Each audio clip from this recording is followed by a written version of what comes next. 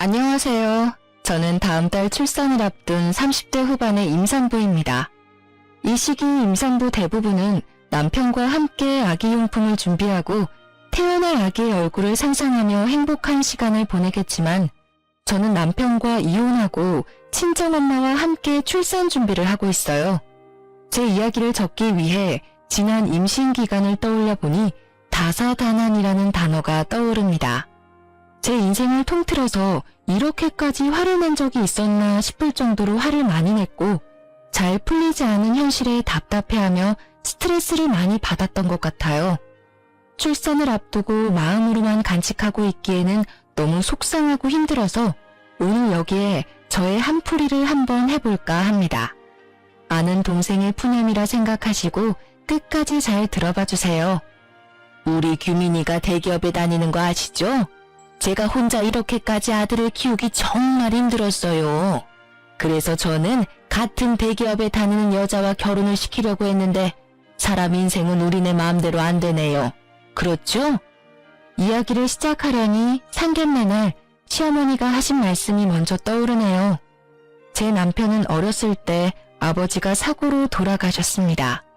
시어머니는 홀로 어린 남편을 키우기 위해 나물부터 시작해서 각종 채소, 과일류 등을 시장에서 팔아 돈을 버셔서 악착같이 모은 돈으로 남편을 애지중지 키우셨어요. 어려운 형편에도 공부를 꽤 잘했던 남편은 수도권 대학교를 장학금을 받으며 졸업하고 중소기업에 다니다가 대기업 영업직에 입사했습니다. 반면에 저는 중소기업을 운영하시는 아빠 덕에 부족함이 없이는 자랐지만 공부에는 영 소질이 없었어요. 그래도 대학교는 입학해봐야겠다는 생각에 4년제 대학교에 진학했고 졸업한 뒤 친정아빠의 회사 격리부서에서 일하다가 친구의 소개로 남편을 만나게 되었죠. 남편과 저는 성격이 정반대였습니다. 저는 제 생각과 의견을 확실히 말하고 따질 건 따지는 성격이었지만 남편은 조심스럽고 자기 생각을 잘 말하지 않는 성격이었어요. 특히 시어머니의 말은 절대적으로 따르는 사람이었습니다. 저는 남편의 그런 모습이 가정적으로 보였어요. 그러나 친정 부모님의 생각은 달랐습니다. 상견례 내내 자기 아들 자랑하기에만 바쁜 시어머니, 그리고 시어머니의 말씀에는 무조건 순종하는 남편의 모습에 결혼을 반대하셨어요. 그때 부모님의 말씀을 듣고 결혼을 하지 말았어야 했는데 사랑의 콩깍지가 제대로 씌워진 저는 그 당시에 애타는 부모님의 마음이 하나도 보이지 않았습니다. 상견례를 마치고 집에 온 부모님은 걱정스러운 표정으로 저에게 한마디를 하셨어요. 너 꼭이 결혼해야겠니? 엄마는 아무래도 너가 그 집으로 시집가면 시어머니와 남편의 등살에 너무 힘들 것 같아. 에이 엄마, 나 못 믿어? 그동안 회사 사람들이나 거래처 직원들이랑 트러블이 있을 때도 대화로 잘 해결했잖아. 걱정하지 마. 우리 딸이 잘할 거라고 믿기는 하지만 그래도 회사 생활과 결혼 생활은 달라. 엄마는 너가 결혼하면 너무 고생할 것 같아. 너 시어머니 될 사람 말이다. 상견례 때만 해도 아들 자랑에 정신없는데 결혼하면 더 하지 않겠니? 엄마 말이 맞아. 아무리 내 자식이 제일 멋지고 잘나 보여도 그렇지 어떻게 상견례 자리에서 그렇게 아들 자랑만 한다니? 솔직히 우리는 너가 원하지 않는다면 결혼 굳이 시키지 않을 생각이다. 부모님은 끝까지 시댁에 대한 좋지 않은 감정을 드러내시며 결혼을 반대하셨지만 그래도 저는 저 자신이 똑부러지고 현명한 사람이라는 착각 속에 빠져 잘할 수 있다고 고집부렸어요. 결국 부모님은 마지못해 우리의 결혼을 허락하셨습니다. 이렇게 우여곡절 끝에 결혼식을 마치고 2주가 지난 주말이었어요. 남편은 회사에 밀린 일이 많다며 출근을 했고 저는 그날따라 너무 피곤해서 낮잠을 자고 있었습니다. 한참 단잠을 자는데 누군가가 문을 두드려서 나가보니 시어머니가 오셨더라고요. 진화야, 너는 남의 돈 벌어먹는 것이 얼마나 힘든 일인 줄 아니? 너는 그동안 너네 아빠 회사에서 마음 편하게 생활했겠지만 우리 규민이는 아니란다. 오늘만 해도 너는 주말이라고 낮잠을 자지만 우리 아들은 회사에 출근해서 돈 벌고 있잖아. 얼마나 힘들겠니? 그러니까 네가 규민이 아침밥도 잘 챙겨주고 내조도 잘 해주고 해라. 아침밥이요? 규민이 아침에는 소화 잘 안 된다고 뭐 안 먹던데요. 규민이가 뭐니 규민이가. 너가 규민이랑 동갑이라고 해도 어른들 앞에서는 규민이가 아니라 여보나 당신이라는 호칭을 붙이고 존댓말을 써라. 이제 가장인 남편한테 반말이 가당키나 하니? 규민이는 너한테 존댓말 안 쓰더라도 너는 가장인 남편에게 당연히 존댓말을 써야지. 그리고 나는 규민이의 아침을 챙겨주지 않았지만 너는 규민이가 밥을 먹든 안 먹든 무조건 아침밥 챙겨. 넌 규민이 마누라잖아. 시어머니는 자신도 챙겨주지 않은 아침밥을 제게 챙기라고 상하였습니다. 게다가 동갑인 남편에게 존댓말을 쓰라니 그저 황당했어요. 무슨 동갑끼리 존댓말을 써요. 서로 쓰는 것도 아니고 저만 일방적으로 남편에게요? 그리고 어머니도 챙겨주시지 않았던 남편 아침밥을 제가 왜 챙겨야 해요? 만약에 제가 일하지 않고 남편이 앞으로 아침을 먹겠다면 모르겠지만요. 저도 회사에 출근해야 하고 남편도 먹지 않은 아침밥을 제가 왜 해야 하는지 저는 이해가 안 가요. 어머 얘 좀 봐라. 너 지금 나한테 말 대꾸하는 거야? 생각을 해봐라. 우리 아들은 대기업에서 일하고 너는 구멍가게 같은 회사에서 일하고 있잖아. 거기서 돈 벌어봤자 뭘 얼마나 번다고 우리 아들 아침밥도 못 챙겨주니? 그리고 요새 같은 어려운 시기에 대기업에 입사해서 긴 시간 잘 버티는 게 어디 쉬운 줄 알아? 그니까 우리 아들이 앞으로 스트레스 받지 않고 회사 일만 잘 할 수 있도록 고분고분하게 내줘야란 말이다. 시어머니의 말처럼 요새 같은 어려운 시기에는 대기업에 입사하기도 어렵고 어찌어찌 입사했다 쳐도 잘리지 않고 무사히 다니기가 쉽지 않다는 것은 잘 알고 있습니다. 그런데 제 남편 사실 회사에 다닌 지 2년밖에 되지 않았어요. 대학교 졸업 후 원하던 대기업에 취업이 되지 않아 중소기업에서 일하다가 우연히 대기업에 입사하게 된 것이었습니다. 물론 그것도 대단한 일이긴 하죠. 하지만 고작 2년 다녀놓고 엄청나게 오래 다닌 것처럼 떵떵거리며 말씀하시는데 기가 막혔습니다. 누가 들으면 어머니 아들 10년 일한 줄 알겠어요. 2년밖에 일 안 했으면서. 그리고 제가 한마디 더 하자면요. 저희 아빠 회사 구멍가게 아니에요. 물론 대기업만큼 크지는 않지만 그래도 이렇게 무시당할 만큼 작은 회사는 아니라고요. 뭐라고? 시어미한테 이게 무슨 말버릇이니? 지금이 조선시대였으면 말이다. 대기업에 다니는 우리 아들은 양반이고 구멍가게 같은 너네 아빠 회사에 다니는 너는 노비, 종이었다 이거사. 양반집에서 노비 같은 너를 받아줬으면 그냥 가만히 하라는 대로 할 것이지 어디 눈을 부라리고 시애미한테 말댔구야. 어머니가 저희 친정 구멍가게 수준이라고 무시하시니까 그러죠. 그리고 지금 시대가 어느 시대인데 직장에 따라 사람을 평가하고 나눈답니까? 밖에서 그런 이야기하고 다니시면 사람들이 어머니 욕해요. 그러니까 절대 앞으로 그런 식으로 이야기하지 마세요. 아무리 시대가 변해도 보이지 않는 사회에 계급이 있는 거야. 알겠니?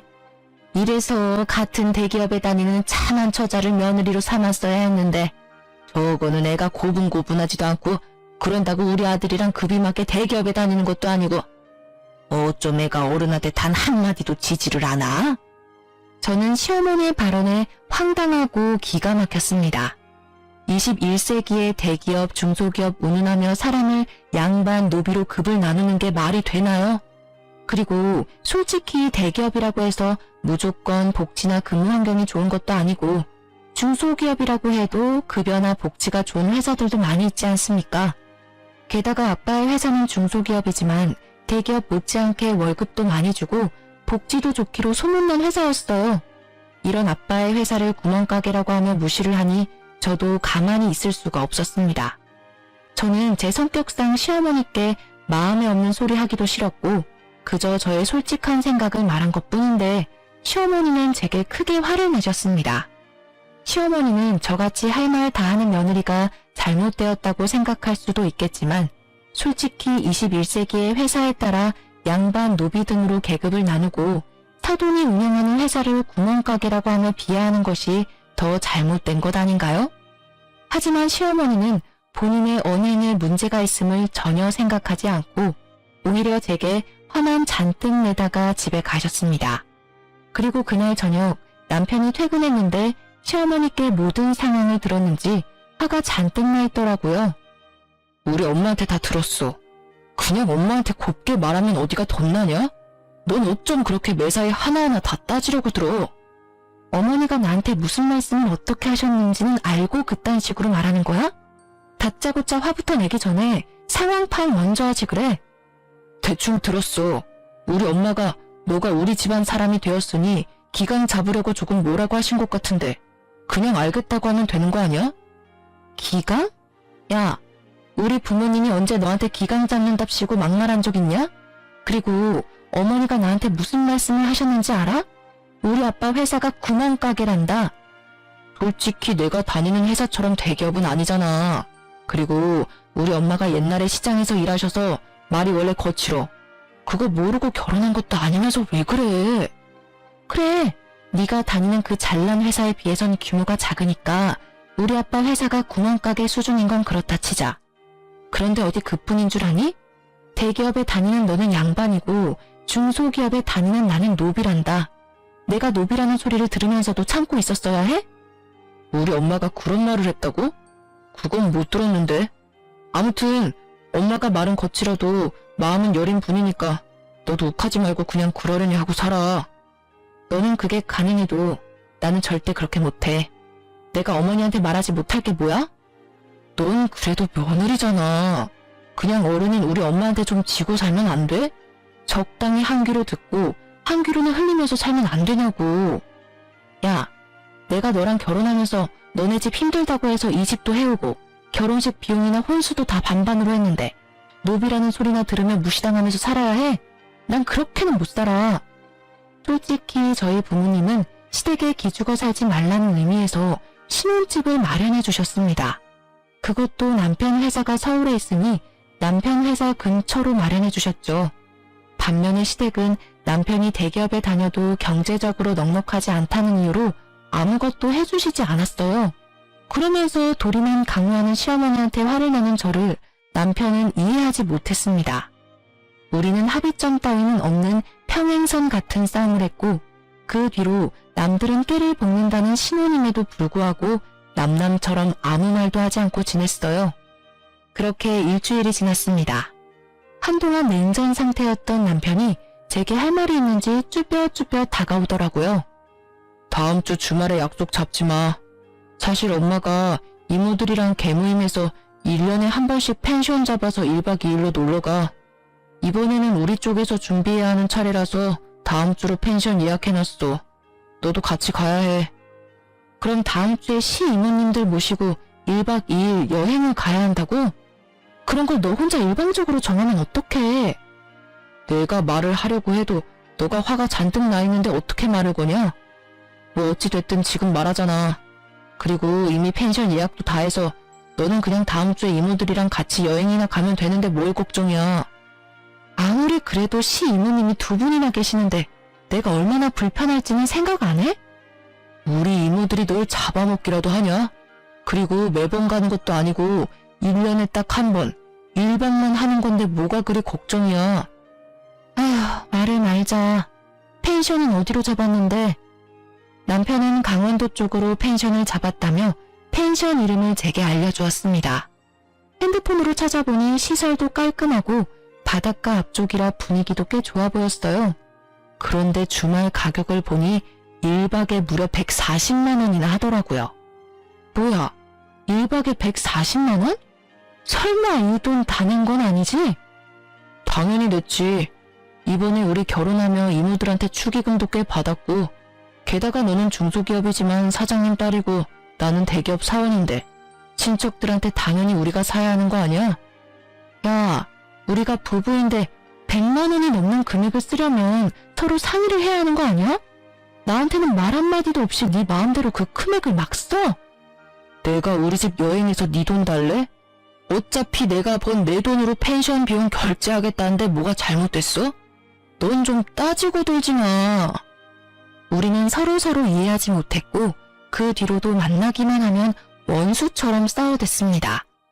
하지만 원래 신혼 때는 치약 짜는 것이나 양말 벗는 것과 같은 사소한 것으로도 많이 싸운다고들 하니까 남편과 저 또한 서로 맞춰가는 과정이라고 생각했어요. 그렇게 일주일 뒤 저는 시어머니와 시이모님들을 모시고 남편이 예약한 펜션으로 떠나게 되었습니다. 확실히 1박에 100만 원이 넘는 곳이라 그런지 시설이 정말 좋았고 그래서인지 시어머니도 시이모님들 앞에서 뿌듯해하시는 것이 보였어요. 비싼 곳이라 그런지 정말 좋구나. 그런데 이거 누가 돈을 냈니? 당연히 내가 돈 냈지. 근데 왜요? 참나. 우리 아들 주말에도 쉬지 않고 일했는데 그 돈 쓰기 아까워서 그러지. 다음부터는 진아 네가 번 돈으로 펜션도 예약하고 하려무나. 저번에 그랬잖아. 너희 친정 구멍가게 수준 아니라고. 어디 너희 친정 수준 한번 봐보게. 다음 여행 때는 진아가 펜션도 직접 예약하렴. 그래. 우리 동생도 이제 좀 여유롭게 살아야지. 솔직히 우리 동생 그동안 혼자 규민이 키우면서 힘들었으니 이제 노년에는 며느리 효도 받으면서 살아야지 않겠어? 진아 너가 이제 시어머니 잘 모시고 여행도 좋은 곳에 여기저기 다니고 해. 맞아 진아야. 우리 엄마 고생 많이 하셨으니까 이제 우리 엄마한테 효도하면서 살아. 가재는 개편이라더니 시이모님들과 남편은 하나같이 시어머니한테 효도해야 함을 강조하셨습니다. 물론 시어머니가 그동안 혼자서 많은 고생하신 것은 충분히 알겠으나 그 고생을 하며 남편을 키운 거지 저를 키운 건 아니잖아요. 막말로 시어머니가 저 아기 때 저를 돌봐주신 것도 아니고 제가 학교 다닐 때 학비를 대주신 것도 아닌데 제가 왜 시어머니한테 효도할 것을 강요받아야 하는지 이해가 잘 되지 않았습니다. 시간이 벌써 6시네. 배고프다. 얼른 저녁 먹자. 며느리야, 너 이름이 뭐였더라? 아무튼 얼른 고기 굽고 해라. 제 이름 진화야. 이진화. 진화야, 다들 배고프니까 얼른 준비해라. 아들은 운전하느라 피곤했지? 방에 들어가서 좀 자고 있어. 밥 다 되면 내가 부를게. 알았어. 운전했더니 피곤하긴 하네. 그럼 나 조금만 잘 테니까 밥 다 되면 불러줘. 시어머니는 남편에게는 방에 들어가라고 하고 제게는 저녁상을 준비하라고 시키셨습니다. 솔직히 저희 친정은 항상 다 같이 식사를 준비하고 여행 왔을 때는 아빠가 거의 요리를 하셨거든요. 그런데 아무도 일어나지 않고 제게만 이것저것 음식을 시키며 빨리 밥을 달라고 재촉하셨습니다. 솔직히 기분이 좋지는 않았지만 그래도 시어른들을 모시고 처음으로 여행을 온 것이니 잘 보이고 싶은 마음에 저 혼자 저녁을 준비를 했어요. 아직도 멀었니? 우리 백가죽이 등에 붙겠다. 저 혼자 하려니 시간이 늦어지네요. 많이 배고프시면 어머니도 오셔서 좀 도와주시겠어요? 지금 며느리가 시어머니한테 일을 시키는 거야? 요새 참 세상이 편해졌나 보네. 나는 젊을 때 시어머니 말에 찍소리도 못했는데. 시어머니와 시이모님들은 배고프시다면서 손 하나 까딱하지 않으셨고 결국 저 혼자 모든 음식을 준비해야 했습니다. 얼추 준비가 다 되자 시어머니는 방에서 자고 있던 남편을 불렀어요. 저는 제가 모든 준비를 했으니 남편이 고기를 구워줄 것이라는 생각에 남편에게 집게와 가위를 건넸습니다. 진화야, 뭐하니? 얼른 고기 구워. 설마 고기 우리 아들이 구우라고 집게를 건네는 거야? 우리 아들 여기까지 운전하고 와서 피곤해. 그러니 너가 하렴. 시어머니는 당연하다는 듯 저에게 고기 굽기를 시키셨고 분위기상 어쩔 수 없이 제가 불판 앞에 서게 되었습니다. 고기를 굽는데 제게 그 누구 하나 쌈을 싸주거나 고기 한 점 먹어보라고 말하지 않더라고요. 남편이라는 작자 역시 자기 입으로 고기 넣고 술 먹기 바빠 저는 보이지 않는 듯 했습니다. 애미야, 고기가 다 떨어져 가는데 고기 아직 멀었니? 얘가 왜 손이 느리니? 그리고 상추도 다 떨어졌으니 좀 씻어오느라. 쌈장도 없다. 쌈장도 덮어와. 오는 길에 소주도 부탁해. 그 자리에 있는 모두는 저를 여기서 일하는 직원 정도로 생각하는 것 같았고 순간 저는 여기서 이런 사람들을 위해 왜 고기를 굽고 있어야 하는지 모르겠더라고요. 너무 화가 난 저는 집게를 내려놓고 그들에게로 다가갔습니다. 저는 직원이나 도우미로 온 것이 아니에요. 왜 저만 고기를 굽고 잔심부름을 해야 하죠? 제가 일한다고 일당을 받는 것도 아닌데요. 장규민, 너 고기 먹을 만큼 먹었으니까 이제 네가 직접 해. 우리 아들 평일에도 힘들게 일하는데 너는 여행 와서도 꼭 우리 아들을 잡아야 속이 후련하니? 이 집 며느리 성격이 장난 아니네. 그럼 여기서 고기를 네가 구워야지 누가 구워?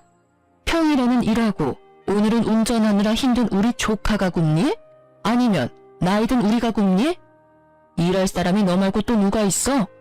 원래 이런 데서는 당연히 며느리가 해야 하는 거야. 죄송한데 저는 온 가족이 다 함께 식사 준비하는 집안에서 자라서 이모님 말씀대로 하지는 못하겠네요.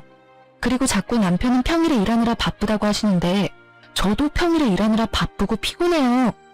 그래봤자 너네 부모님이 운영하는 코딱지만한 회사인데 거기서 일해봤자 무슨 일을 얼마나 한다고. 야, 원래 며느리는 시댁에서 일하는 사람이야. 잘 알지도 못하면서.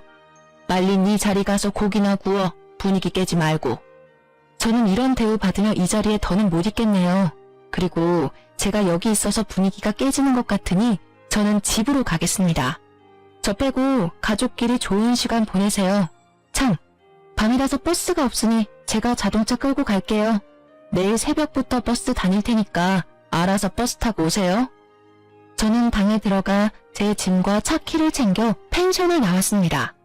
남편과 시어머니는 저를 붙잡으려 했지만 화가 잔뜩 난 저는 도무지 그 자리에서 1분 1초도 같이 있을 수 없었어요. 아무리 며느리이고 어른을 공경해야 하는 젊은이라고는 하지만 저를 가족이 아닌 직원 정도로 보는 사람들과 저의 황금 같은 주말을 보내기는 싫었습니다. 집으로 가는 길에 남편과 시어머니가 돌아가며 전화를 수십 통을 했지만 저는 받지 않았어요. 그렇게 2시간 정도 달려 빈 신혼집에 도착한 저는 혼자 맥주 한 캔을 먹고 잠이 들었습니다. 그리고 다음날 밤이 다 돼서야 남편이 화를 잔뜩 내며 집에 왔어요. 야, 집에 가려면 그냥 갈 것이지 차는 왜 가지고 가? 너가 차 가지고 가는 바람에 이모님들이랑 엄마 짐 들고 오느라 얼마나 힘들었는지 알아? 그건 그렇고 우리만 고기 먹은 게 그렇게 속상했어?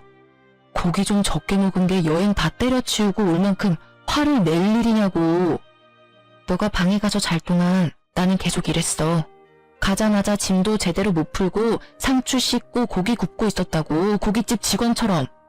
고깃집 직원은 차라리 일당이라도 받지. 나는 뭐야? 고기 너만 구운 게 그렇게 억울하고 속상했냐? 그래, 그럼 일당 줄게. 얘따, 여기 수고비 10,000원. 됐지?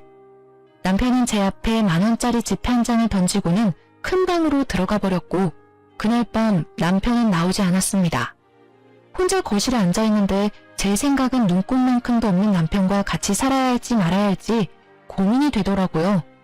솔직히 이혼녀가 되기는 싫은데 또 이렇게 살기는 더더욱 싫었던 저는 밤새 고민 끝에 어렵게 이혼을 결심했습니다. 그날 저녁 저는 퇴근하고 온 남편에게 이혼 서류를 내밀고 친정으로 향했어요. 부모님께 그동안 있었던 일들을 다 이야기하니 그런 막대먹은 시댁과는 아기 생기기 전에 빨리 정리하는 게 낫다고 하시며 저를 위로해 주셨습니다. 그런데 문제가 생겼어요. 유달리 몸이 피곤하고 이상해서 혹시나 하는 마음에 임신 테스트기를 해보니 아기가 생겨버린 거예요. 병원에서 확인해보니 6주 차였고 아기의 심장 소리를 들으니 뭔가 마음이 뭉클해지고 눈물이 핑 돌더라고요. 사실 그때까지도 저는 남편과 시댁에 화가 많이 나서 이혼하고 싶은 생각뿐이었습니다. 그런데 아기가 생기니 편부모 밑에서 클 아기가 걱정되어 감히 이혼을 선택하지 못하겠더라고요. 난 이 아기를 아빠 엄마가 다 있는 온전한 가정에서 잘 키우고 싶어. 그런데 시어머니가 나를 가족이 아닌 마음껏 부려먹어도 되는 사람 정도로 생각하시고 우리 친정을 무시하는 것이 정말 기분이 나빠. 솔직히 입장 바꿔 생각하면 너라도 그러지 않겠어? 뭐 기분이 좋지는 않겠지. 그래서 말인데 나 임신할 기간만이라도 스트레스 받지 않게 너가 중간 역할 좀 잘 해줄래? 시어머니가 나한테 친정 무시하는 발언하지 못하도록 너가 좀 도와줘야겠어. 우리한테 온 이 아기 지켜야 하잖아. 내가 무슨 수를 어떻게 돕길 바라는데? 임신 기간만이라도 시댁과 연락 끊고 살자. 너는 전화하든 말든 상관없지만 명절, 제사 등의 집안 행사 때 나는 가지 않을 거야. 앞으로 어머니한테 오는 전화도 받지 않을 거고. 그렇게 할 수 있게 너가 좀 도와줘. 저는 효자 남편이 저의 부탁을 들어주지 않으면 어쩌나 걱정했지만 그래도 아기를 위해서라고 하니 순순히 제 뜻을 따라 주었습니다. 앞으로는 시어머니와 제 사이에서 중간 역할 잘하겠다고 굳게 약속까지 했어요. 그런 남편을 저는 믿었고 한동안은 나름 행복했습니다. 그렇게 임신 5개월 정도가 되었어요. 그날 남편은 친구들을 만나러 나갔고 저는 주말이라 부모님과 함께 집에서 쉬고 있었습니다. 밥을 먹고 거실에 앉아 과일을 먹는데 그다지 반갑지 않은 전화가 왔어요. 바로 시어머니였습니다. 저는 전화를 받지 않으려고 했지만 계속 전화를 하시는 통에 어쩔 수 없이 받았어요. 야, 너는 아무리 임신을 했어도 그렇지 어떻게 시어머니한테 전화 한 통 없냐? 너 지금 나랑 연락 안 한 지 무려 6개월 넘었어. 정말 연 끊고 살 거야? 규민이한테 다 들었다. 너가 임신 기간에 나랑 연락 끊고 싶다고 했다길래 화가 많이 났어. 어디서 며느리가 시어미한테 연을 끊자는 이야기를 해? 하지만 그래도 너가 유산할 수도 있는 임신 초기니까 그냥 참았어. 그런데 이제 어느 정도 안전 게 아니니? 그럼 알아서 죄송합니다 하고 연락을 해야지. 화가 난 시어머니의 목소리가 어찌나 큰지 스피커폰으로 하지 않아도 옆에 계시던 부모님께 똑똑히 잘 들릴 정도였습니다. 이어서 시어머니는 저에게 하지 말아야 할 소리를 하시기 시작하셨어요. 야, 네 뱃속의 자식 딸이야 아들이야? 딸이면 굳이 필요 없으니까 지워버리고 아들이면 출산해라. 알겠니? 요새는 아기 지으면 불법이에요. 어떻게 그런 소리를 아무렇지도 않게 하세요? 너는 꼭 내가 한마디 하면 100마디는 하려고 하더라. 그냥 좀 시어미 말에 토달지 말고 네 할 수는 없는 거야? 그리고 요새 젊은 사람들 아기 낳고 지 부모한테 자기 아기를 맡긴다더라. 나는 절대 그렇게 못하니까 애기는 네가 회사를 때려치우든지 해서 네가 직접 봐. 어린이집도 보내지 말고 네가 직접 보라고. 알겠어? 안 그래도 저 어머니한테 제 아기 부탁할 생각 전혀 없었어요. 그러니 걱정하지 마세요. 뚫린 입이라고 말은 잘도 짓거리는구나. 시어머니는 저에게 막말하시기 시작하셨고 옆에서 듣고만 있던 아빠는 속이 상하시고 화가 많이 나셨는지 제 전화를 빼앗아 가셨습니다. 사돈, 지금 임신한 아이한테 이게 뭐하는 짓입니까? 이러니 우리 딸이 시댁과 연을 끊자는 이야기를 하지. 딸이면 지워버리라고요? 어떻게 사람이 그런 말을 한답니까? 정말 무식하군요. 이봐요. 지금 말 다 했어요? 뭐? 무식? 그럼 당신의 딸내미는 임신했다고 시어미랑 연락 끊고 살자는 게 잘하는 짓이에요? 솔직히 사돈이 진화에게 해준 것이 뭐가 있습니까?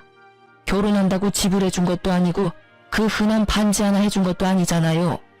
그저 부려먹으려고만 하면서 막말이나 일삼는데 그게 무슨 시어머니야?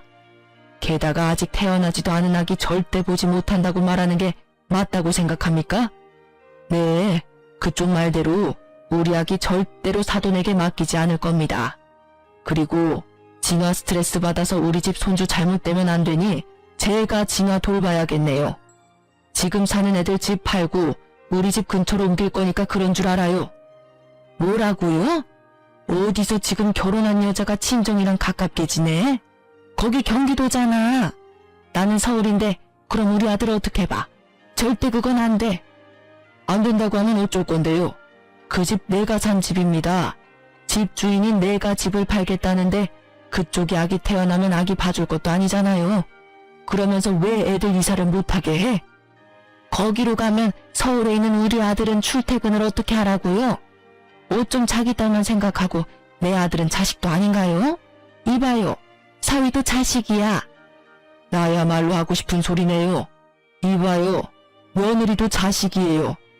세상에 임신한 자식한테 소리 빽빽 지르는 어미가 어디에 있답니까? 아무튼 그렇게 알고 전화 끊습니다.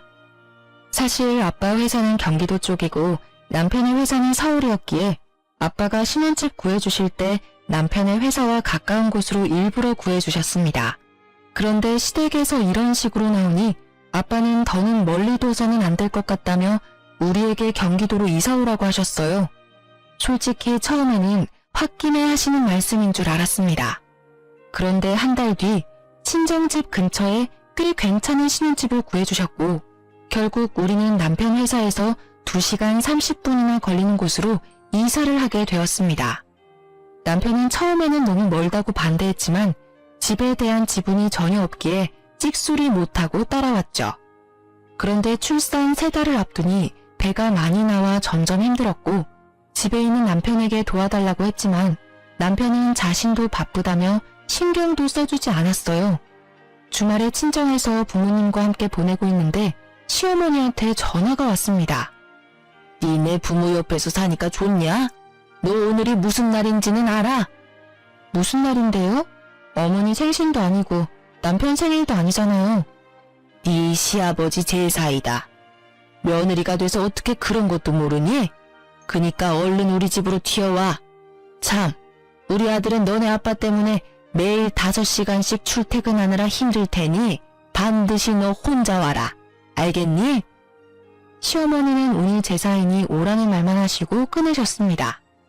사실 저는 전날 병원 검진에서 임신성 당뇨에 저혈압이 심하다며 되도록 멀리 다니지 말라는 주의를 들었어요. 그래서 배가 잔뜩 나온 이 몸으로 서울까지 가기에는 무리였습니다. 게다가 제가 시댁에 가면 가정부처럼 일만 하다 올 것이 뻔했고 무엇보다 아버지 제사에 아들인 남편도 참석 안 하는데 얼굴 한 번 못 본 제가 굳이 갈 필요는 없잖아요. 그래서 저는 시댁에 가지 않고 친정에서 낮잠을 잤어요. 그렇게 3시간 정도 지났으려나요? 계속 들리는 진동소리에 잠이 깨서 핸드폰을 보니 시어머니가 전화를 100통이나 하셨더라고요. 지금 전화 받아봤자 욕설만 들을 것이 뻔하기에 저는 계속 울리는 핸드폰을 받지 않았습니다. 그리고 잠시 후 누군가 친정집의 대문을 두드렸어요. 엄마가 깜짝 놀라 문을 열어보니 문 앞에는 시어머니가 계셨고 화가 난 표정으로 제 이름을 부르셨죠. 이진화, 너 이 시어미 말이 말 같지가 않냐? 너네 시아버지 오늘 제삿날이니까 당장 튀어오라고 했어 안 했어? 그런데 너는 친정에서 퍼질러 잠이나 자? 내가 그렇게 웃음니? 시어머니는 저의 머리채를 잡고 흔들어댔고 그 모습에 놀란 엄마는 시어머니를 밀쳐냈어요. 다돈, 아무리 그래도 어떻게 임신한 아이 머리를 잡는답니까? 그리고 우리 진아, 지금 몸이 안 좋아요. 서울까지 갈 몸 상태가 아니라고요. 그건 내 알 바 아니고 며느리면 당연히 시댁 제사에 하늘이 2쪽이 나도 참석해야 할 거 아니야. 이렇게 며느리 도리 못할 거면 이혼해. 나도 너 뱃속에 자식 따위 필요 없다. 이혼이요? 알겠습니다. 이혼할게요. 안 그래도 며느리 집안 노비로 보는 어머니랑 중간 역할 제대로 하지도 못하는 남편 때문에 힘들었는데 잘 됐네요. 아기에게는 아빠와 엄마가 같이 있는 환경이 좋을 것 같아 어떻게든 살아보려고 했었는데 이런 시어머니와 남편 밑에서는 아기가 보고 배울 게 하나도 없겠네요. 시어머니는 제가 덥석 이혼하겠다고 하자 잠시 당황하는 기색을 내비쳤습니다. 그래도 이미 내뱉은 말을 취소할 수는 없겠는지 오히려 더 큰 소리를 내시더라고요. 그래, 잘 됐네. 사실 그동안 우리 아들은 대기업 다니는데 며느리는 이름도 모르는 하찮은 회사 다녀서 부끄러웠다. 이참에 너네 둘이 갈라서고 우리 아들이랑 급이 많은 대기업 며느리 한번 얻어서 자랑 좀 하고 다녀보자. 대기업 아들의 며느리요? 아들이 말 안 했나 보죠? 어머니, 이를 어째요? 이제 그쪽 아들 대기업 직원 아니에요. 뭐? 뭔 소리야? 우리 아들 대기업 잘 다니는데 무슨 소리를 하는 거야? 임신하더니 정신도 나버렸니? 시어머니는 여전히 남편이 대기업에 다니고 있는 줄로만 알고 계셨습니다. 저는 원래 시어머니와 따로 연락을 안 했는데 남편 역시 자신이 회사에서 잘린 사실을 말하지 않았던 것이죠. 어머니, 아니지. 아줌마의 그 대단한 아들이요. 매일 지각해서 회사에서 권고사직 당했어요. 그 잘난 대기업에서 잘렸다고요. 아시겠어요? 시어머니는 제 말을 끝까지 믿지 못하겠다고 하며 친정집을 박차고 나가셨습니다. 사실 경기도로 이사하고 남편은 2달도 안 돼서 해고당했어요. 남편이 하던 일이 영업이라 거래처와의 신뢰가 정말 중요한데 남편이 중요 거래처와 미팅을 늦게 와서 거래가 여러 번 취소되었다고 해요. 솔직히 더 젊고 능력 좋은 사람들이 줄 서서 기다리는 대기업에서 기업 이미지 깎아먹는 남편을 계속 데리고 있을 필요는 없잖아요. 그래서 권고사직을 당하게 되었죠. 반면 저는 여전히 아빠 회사에서 일하고 있었습니다. 그날 저녁 부모님은 남편을 불러 둘이 당장 이혼하라고 하셨어요. 저는 알겠다고 했으나 남편은 그래도 아기가 생겼는데 죽어도 이혼 못 해주겠다고 고집을 피우더라고요. 뱃속의 아기를 생각한다는 사람이 너네 엄마 하나 제대로 막지 못하냐? 솔직히 너네 엄마가 그동안 나한테 얼마나 막말을 했어? 게다가 오늘은 너네 아빠 제사인데 오지 않았다고 여기까지 쫓아와서는 내 머리채를 잡더라. 나는 내 자식이 이렇게 폭력적이고 말도 무식하게 하는 어머니를 닮을까봐 무서워. 앞으로는 내가 잘할게. 그러니까 제발 나 한 번만 봐주라. 우리 아기 아빠 없는 자식으로 키울 거야? 요새 여자 혼자 아기 키우기가 얼마나 힘든데. 너같이 무능하고 엄마만 알고 자기 가족들은 모르는 사람을 아빠로 두는 것보다는 나 혼자 아기 키우는 게 훨씬 더 나은 것 같아. 그러니까 헛소리 그만하고 우리 이제 갈라서자. 그러게 처음부터 잘했어야지. 짐 안 빼면 네 집 모조리 다 버릴 테니까 그런 줄 알아. 남편은 무릎까지 꿇으며 이혼하기 싫다고 하며 빌었지만 저는 이미 남편에 대한 신뢰를 잃었기에 하루라도 같이 살 수가 없었습니다. 그렇게 남편은 한참을 울며 빌다가 친정에서 나갔고 저는 그날 밤 친정에서 잠을 잤어요. 다음날 회사를 마치고 신혼집에 가보니 여전히 남편의 짐들이 있었습니다. 확 버리려다가 그래도 최소한의 예의는 지키고 싶어서 남편의 짐을 대충 구겨 넣고 시댁에 퀵으로 보내버렸어요. 이혼 서류와 함께요. 그리고 저는 신혼집의 비밀번호도 바꿔버리고 친정으로 갔습니다. 그렇게 3시간 정도 뒤 시어머니한테 전화가 왔어요. 아가야, 그동안 내가 정말 미안했다. 이 늙은이가 정신줄을 놨나 보다. 정말 미안해. 그러니까 그만 화 풀고 우리 아들 좀 받아주면 안 될까? 내가 손주도 잘 돌봐주고 이제는 너에게 막말도 하지 않을게. 정말 너를 내 딸로 여기며 평생을 받들며 살게. 그러니까 한 번만 화 좀 풀어주렴. 이미 신뢰도 잃고 같이 살 이유도 없는데 제가 왜 그래야 하죠? 저는 아줌마와 아줌마 아들과 더는 대화할 이유도 가치도 없습니다. 말 길어져 봤자 피차 좋지 않을 테니 전화 끊을게요. 시어머니는 저를 어떻게든 붙잡고 싶었는지 말을 더 하려 했지만 저는 그냥 끊어버렸습니다. 그 뒤로 저는 경기도의 신혼집을 팔아버렸고 이렇게 저와 남편은 이혼하게 되었어요. 내심 여기에 있는 사연들처럼 남편이 이혼 못하겠다고 버텨서 소송까지 가면 어쩌나 했거든요. 그런데 다행히 남편이 깔끔하게 협의 이혼을 하더라고요. 대충 알아보니까 이혼 소송을 하는데 드는 돈이 한두 푼이 아니라면서요. 아마 남편은 백수의 집도 없고 위자료를 내줘야 할 판국이 되니 울며 겨자 먹기로 어쩔 수 없이 합의해 준 것 같았습니다. 그리고 지난주 남편이 친정집으로 저를 찾아왔습니다. 아주 꾀질재한 모습으로요. 무슨 일이냐고 물으니 남편이 대뜸 제 손을 잡는 거예요. 진화야, 나 좀 살려줘. 사실 우리 엄마가 화장실에서 얼마 전에 쓰러지셨어. 그래서 지금 사경을 헤매고 있는데 병원비가 한 푼도 없어. 제발 불쌍한 사람 돕는다 생각하고 병원비 좀 주면 안 될까? 어? 그럼 내가 정말 평생 널 은인으로 생각하고 살게. 어머, 어머니께서 그리 되셨어? 어쩌면 좋아. 너 회사도 잘리고 많이 힘들었겠다. 잠깐만. 저는 집 안으로 들어와 제 지갑을 꺼냈어요. 그리고 지갑 안에 있던 10,000원을 꺼내 들었습니다. 이를 어쩌나? 지갑에 10,000원밖에 없네? 옛다 병원비. 이거 갖고 가서 잘 치료해드려. 야, 장난해? 우리 엄마가 사경을 헤맨다는데 이러고 싶어? 솔직히 나는 이 상황에서도 자업자득이라는 단어밖에 생각이 안 나네. 너네 엄마 그동안 얼마나 나를 괴롭게 하고 막말을 일삼았니? 나를 가족은커녕 그저 부려먹을 생각뿐이셨는데 내가 왜 너네 엄마의 병원비를 보태줘?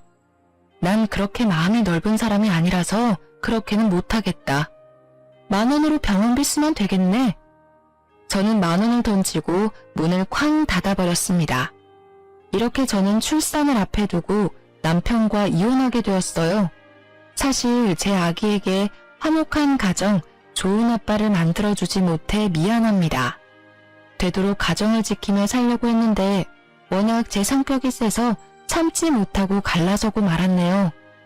제 사연을 듣는 청취자분들 중에는 저보다 더 현명하게 이 상황을 대처하실 분도 계시겠지만 저로서는 이게 가장 나은 방법이었습니다.